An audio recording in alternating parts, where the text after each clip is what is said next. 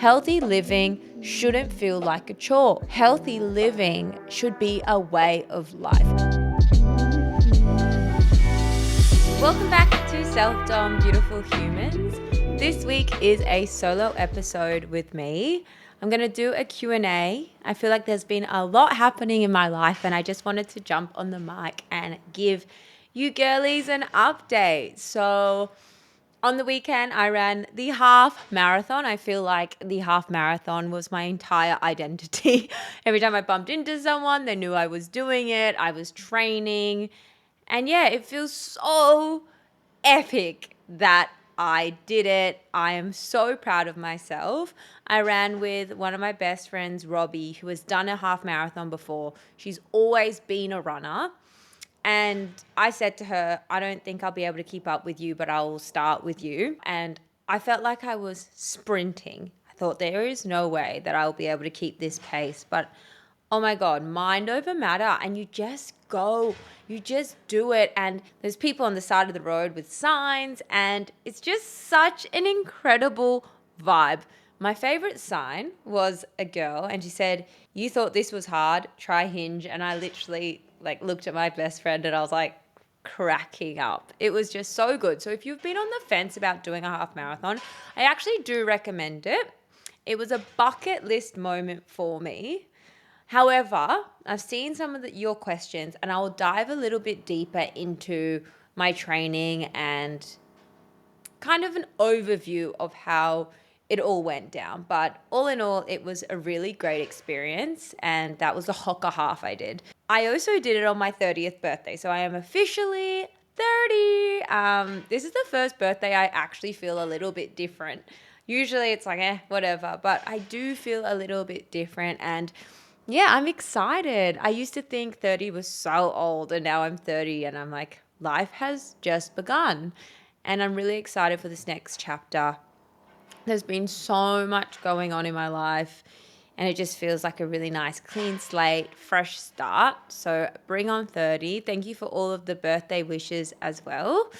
And when this episode launches, we would have just had our event on the weekend. I'm so excited for it. It was in collaboration with the girls from Expansive Space who were on the pod last week. And yeah, I'm sorry for everyone who missed out on a ticket. It was a really intimate 25-person event, and I'm sure I would have uploaded reels and content. So stay tuned for what's coming next. We have some really exciting things in June. We've got a Byron event in a couple of weeks, which will be launching soon. So make sure you're on my broadcast channel, on my Dominique Elisa page for early access. And then we've got an event in the works, which will be for 100 people. But I just think I want this to expand. I want to create like a wellness festival.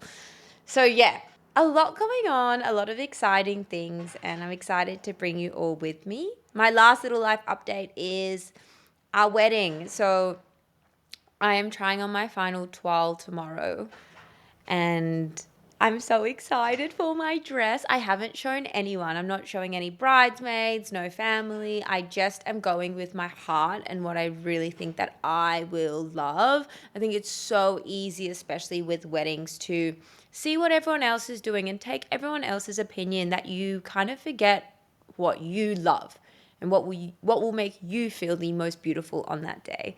So yeah, tomorrow's the day. I'm really excited. I'm finalizing all the little things for the actual wedding. And yeah, I'm just ready to celebrate our love. Tom and I really need it. We really deserve it. So watch this space for all the wedding excitement. So I'm going to answer your questions. I put a little Q&A box up a while ago.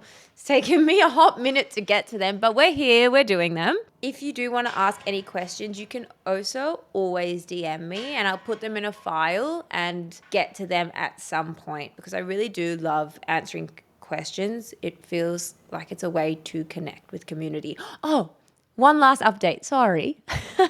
I'm a bit chaotic this morning, but Walk club, guys, it's been going off. I am obsessed. Our Thursday mornings are my favorite morning of the week. We do every Thursday. We meet at 6:30 a.m. on the sand out the front of the Bondi Pavilion. This has been such an incredible way to meet new people. I am obsessed with this little story. I was walking the other day and these two girls came up to me and they said, "We met on your walk club." And one was from New Zealand and the other girl, sorry, was from Korea. And to see them hanging outside of walk club warmed my heart, and it's just had such a positive response. So if you've been on the fence to come, just join in. Mel Robbins says it takes 90 days to build a friendship. So coming to a walk club is such a good way to kind of plant those seeds with people, get the feelers out, and find your community of like-minded women in the area. So yes, that's my last little life update. I'm going to get to these questions. How is your running journey? What pace did you start at? How often do you go for a run? So I'm going to dive really deep into the whole running thing because there's been so many questions about it. I have always been athletic and I used to run when I was at school. However, I would say the last 5 years I have not gone for a run. I've always seen run clubs and thought I will never do that. But with mum being so sick, I wanted something to look forward to, something to work towards to keep my mind off it. And that's why I booked in to do the Hoka half. And I remember doing my first run and I couldn't run 3 kilometers. It was so hard. But the one thing that's so rewarding about running is you actually see your progression and it's pretty quick. So I committed to 3 5 kilometer runs a week. And then that progressed and progressed. And then I could run 12 kilometers within 6 weeks. It was wild how quickly my VO2 max improved. I also remember when I first started running, my body was so sore after one run. I thought there is no way I'll ever be able to run long distance, but your body really does get used to it. My strength training really helped as well in the preparation for this run, especially with the hills. I feel extremely accomplished running that Hoka half. I ran it in an hour 52.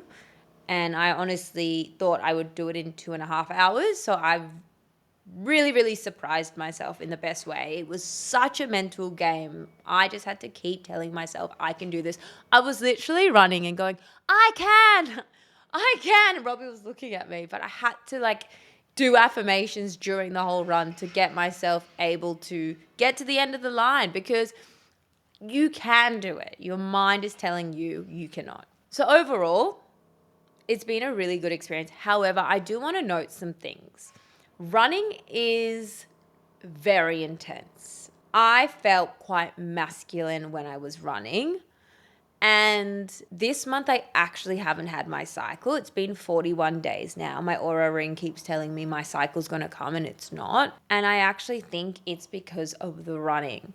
It's a high stress activity, and I know for me to get my bleed, I need to be in that rest and digest state. So when I finished that half marathon on Sunday, I knew in myself that I'm going to take a break from running, work on balancing my hormones, and just go back to my Pilates princess era, walking, and just be a little bit more gentle. Honestly, when I was running, I felt aggressive and angry and powerful at the same time.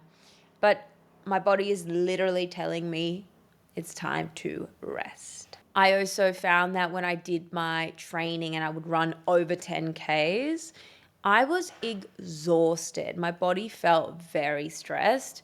So I think I will incorporate 5 to 8 kilometer runs once a week to keep my fitness up. But these long distances, unless I'm training for something in the future, I'm not going to incorporate them into my workout. I actually thought that I would want to do a full marathon when I was training for the half because I was really enjoying it. But now I'm like, okay, Dom, you don't need to push yourself to the extreme all the time. So yeah, if you've been on the fence about doing it, I actually recommend it. But if you're someone trying to balance your hormones right now, maybe wait Love, love, love the pod. How do you stay disciplined to keep living a healthy lifestyle? I understand where you're coming from with this question because I remember when I started my health journey, I thought there is no way that I'll ever be able to keep this up because I would do fad diets and it would be so restrictive. And it was like in preparation for a shoot or preparation for a birthday. And, you work yourself to the bone and then that event comes around and then you just go back the other way. The way discipline for me works is living in a balanced routine.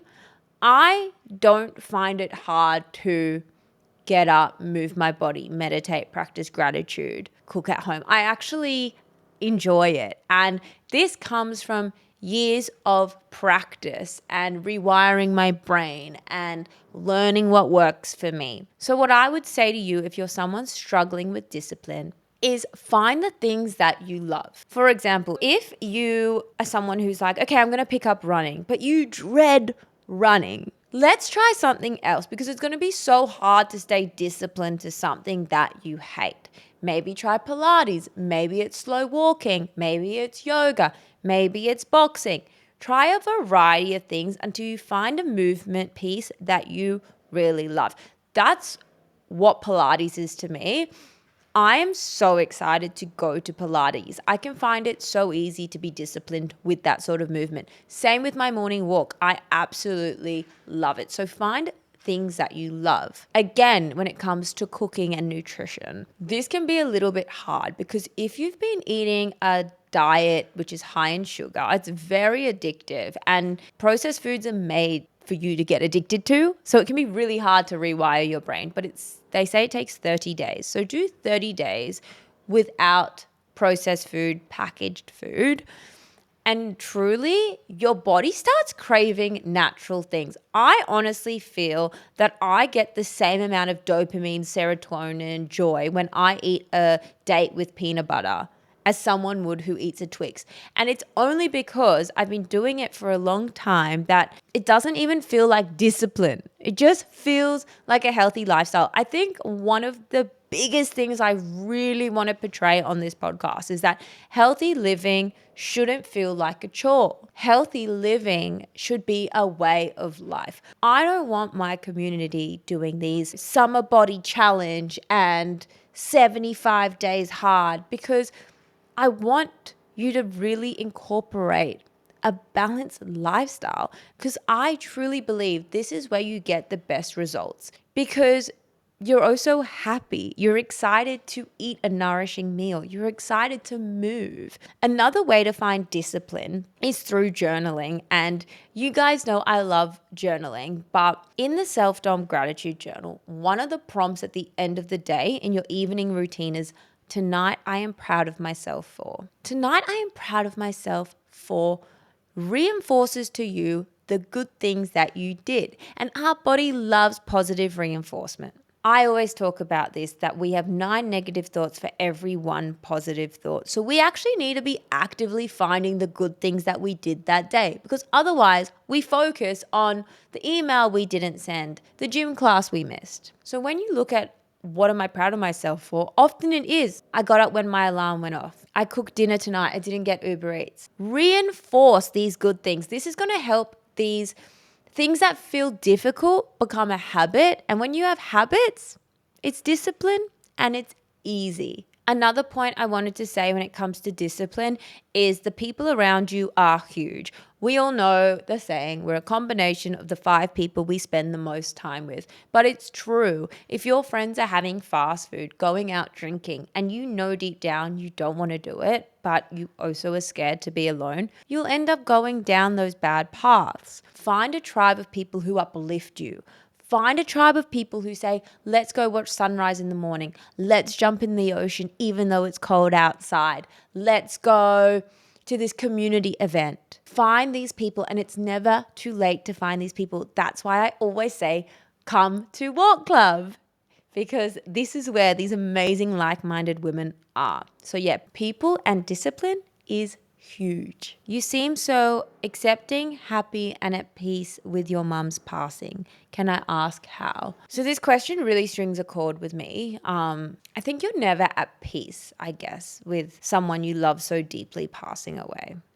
But you also have a choice every day of how you show up. I feel so blessed that my mom was extremely grateful till the very last moment. She said how grateful she was for her life. I really tried to squeeze as much information as I could from her before she went. And she said her dream growing up was to be a mom. That was her dream. That was her purpose. And she got the opportunity to walk her son and her daughter both of us down the aisle, and we made that happen. And she was content with that. And that allows me to have some level of peace. I think as well, my connection to the spiritual world has really helped with this sense of ease and acceptance, I think is a better word than peace. I feel her energy everywhere. I mean, Mother's Day is around the corner and that's going to be super difficult. But when I ask the universe for a sign, I get one. I feel her everywhere. And I know she's watching down on me and I want to make her so, so proud every day. And yes, I can't call her, but I still speak to her. There's nights where Tom walks into the bedroom and I'm just speaking and I'm speaking to her. I know what she would say back to me, and I know she's watching down and really giving her love to all the people that she loves. What I would say to you if you're struggling and you're not a spiritual person is you can choose what you want to believe, and you can either go down the route of the what ifs and the anger, or you can go down the path of believing her spirit lives on and that this person left when they were meant to. I know Mum, this was when she needed to go. She left when she knew I was safe and loved, and same as my brother. She knew that we were both going to be okay. And I wake up every day with the choice to believe in that better option. It's so easy to spiral on, we should have checked when these symptoms were happening, and I wish I could have asked her one more thing, but you can't. You have to let go of control. And one of the journal prompts is I let go of every single night. And I do it every single night. I let go of the control. I let go of the past. I choose to be present in my life. And if you're someone who doesn't have a gratitude practice in your life and you're dealing with grieving or pain, and it can be grieving of someone who's passed, but it can also be grieving of an ex or a friendship that's lost. Gratitude allows you to just rewire your brain and see that there's still good in this world, and that you have to just trust your path. And maybe when someone passes away in your life, it's that step into spiritual healing, and it's exactly what you needed, and it's like their last blessing to you. I'm sending so much love to anyone who is grieving right now.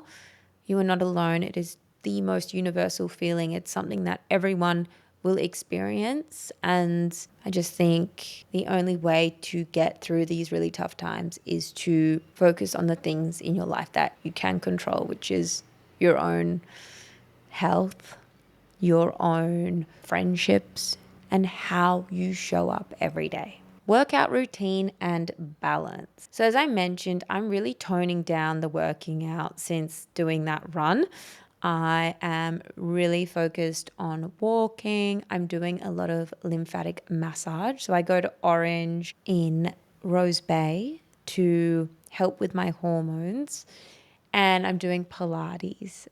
I am just taking it slow right now, and it changes with every season, and this is what's working for me. Who knows, next month I might feel energetic and inspired to push it a little bit harder at the gym and get back into my strength training and running once a week. But right now, I am in my soft girl era for sure. For someone starting their wellness self-love journey, what are your 5 musts? I love this question. Self-love is something that is brought up again and again in the community. And I just want to highlight that it's about incorporating one thing at a time. So I'm going to give you 5 things, but I would just try one thing at a time. And of course, I'm going to start with gratitude. Your daily gratitude practice allows you to kind of show up as a glass half full sort of person, and it transformed my self-love experience. I suffered with disordered eating, insomnia, anxiety, you name it all.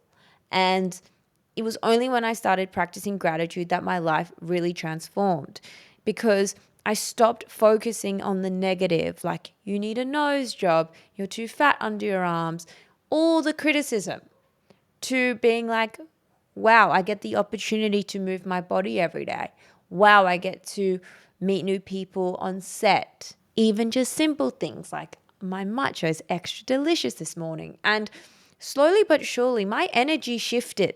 And when my energy shifted to a place of self-love, I attracted more good into my life. And not everything changes the moment you practice gratitude. But if you practice for 30 days, I guarantee you will see a difference in your life. We actually offer a 90-day money back guarantee on the journals, because I am so sure that practicing gratitude will change your life. So do a gratitude practice, whether it's with the Self-Dom journal or not. Even just writing 3 things you're grateful for in your journal every morning is powerful.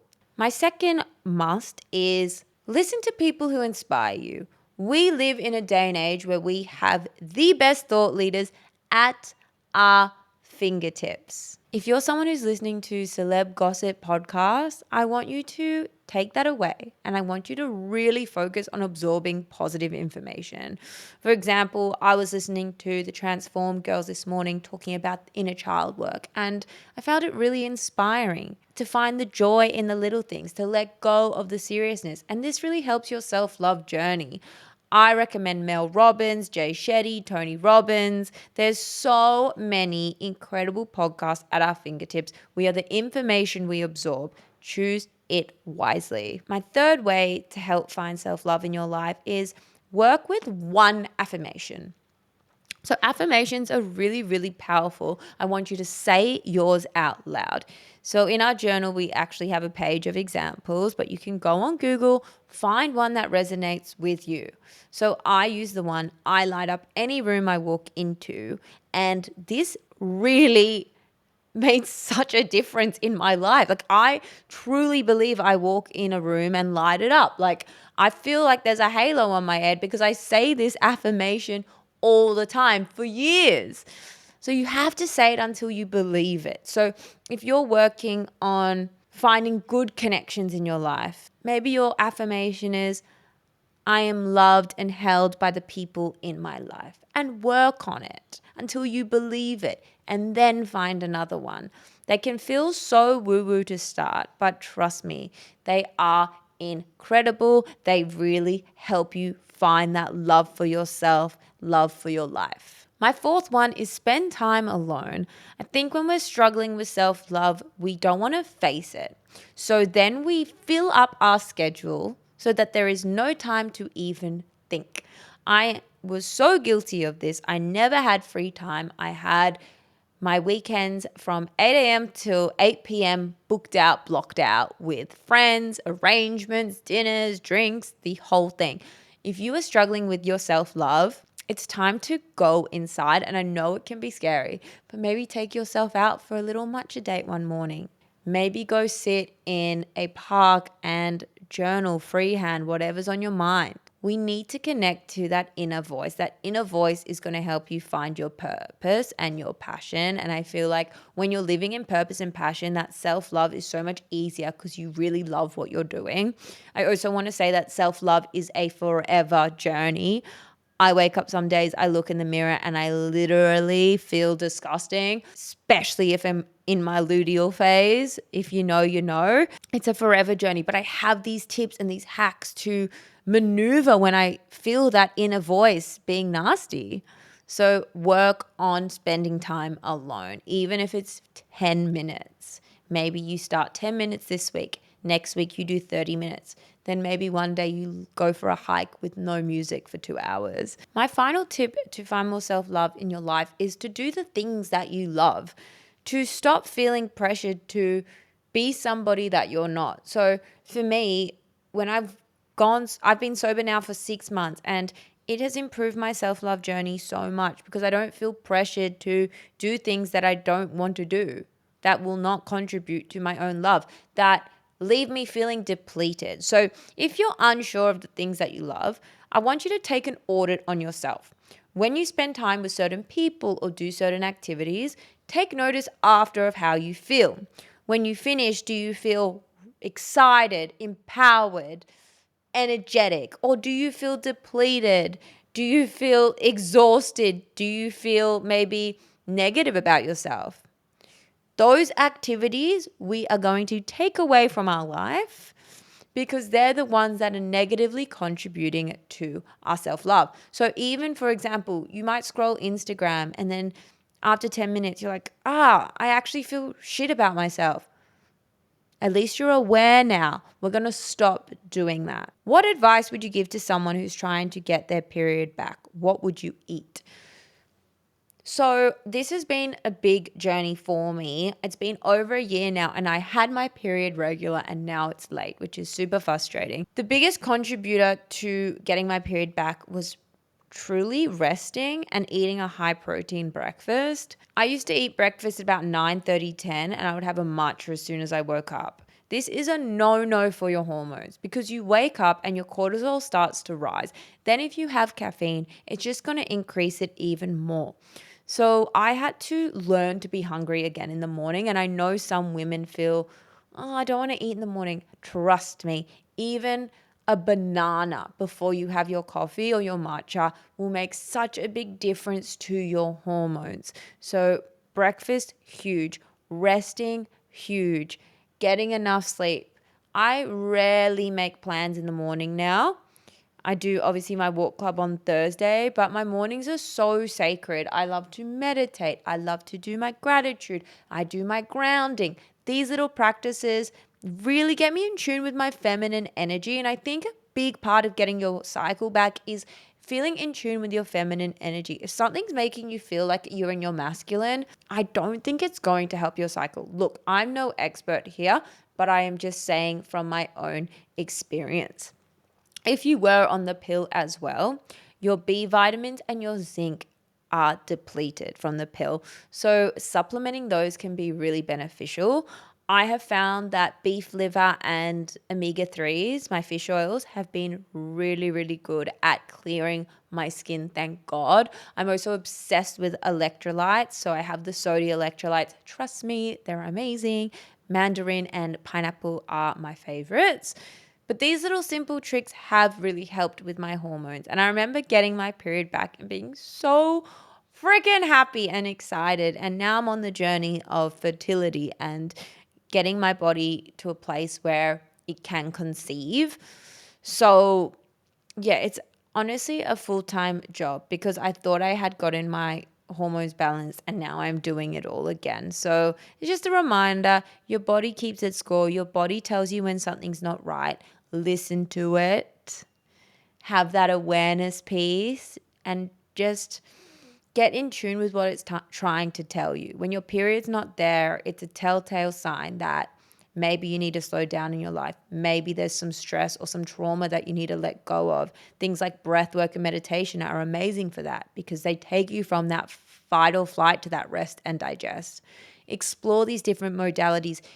Instead of feeling upset that your hormones are out of balance, let's use it as the catapult to try all these healthy modalities. Trust me, I feel you, and I also believe that it will work out exactly how it's meant to. Transition to eating meat, currently deciding if I should for health reasons. When mum was really unwell, I couldn't stomach meat, and I let go of those healthy habits I had built of having mince few times a week, steak a few times a week. And I just found myself opting for more vegetarian food.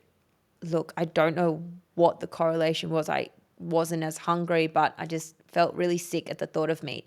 And then I met with my naturopath and she was like, your cholesterol is so low. It needs to go up. Your iron is low. And all my blood markers had gone down again. So I've reintroduced meat back into my diet and I started having it just at restaurants, and now we got a Weber. So now we can barbecue it, which is really, really nice. And I've seen such a shift. Every time I take away meat, I'm exhausted. And when I reincorporate, I feel amazing. And I definitely have more meat before my bleed. It's so important. I know my body's going to lose iron and all these nutrients. So I have a lot more meat. So if you're someone new to introducing meat, maybe you start with just having it before your period and when you're on your period, and then you opt for more vegetarian food when you're in your follicular and your ovulation phase. But I do believe whatever diet you choose, it's super bio individual. I'm always speaking from my experience, but I definitely felt a shift in my own health. And also from a beauty standpoint, my skin and my hair are so much better when I eat meat. It's like insane. So yeah, that's my personal experience, and good luck with the journey. It is not easy. It's really hard to kind of shift the mindset from when you didn't eat meat to now eating it. Maybe starting with mincemeat in a bolognese or mincemeat in other sort of dishes is easier than going straight in for a steak. But now I freaking love like a ribeye.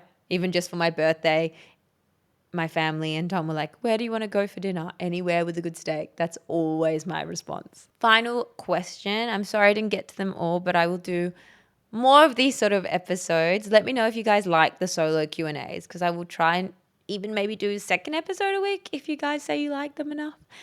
Okay, the final one is tips for starting a podcast. Just start. Always my advice for all of these things. Just start. My life has changed since starting this podcast. We just launched, this will be episode 72 or 73. And look, I'm not making money on this podcast. It's not like I have crazy sponsorship deals. However, I have found my community. I feel more confident in my voice. I have found my purpose and mission.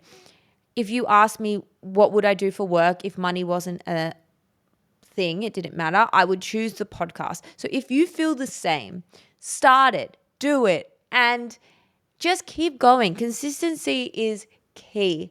I think we need more voices in this space. There can never be enough. People will always tell you it's saturated. But if you find your niche and you find your community, you can make such a positive impact. I feel like this platform is where I make the most impact. I receive the most beautiful messages from the community. So I never want to stop. I am just so grateful for the community. So if you're new to podcasting, do it. Set up your iPhone, record it. Doesn't matter about the quality. Just start. So that is today's episode. I'm so grateful for everyone in this community. Walk clubs are the best. Come down Thursday, 6:30 a.m. outside the Bondi Pavilion.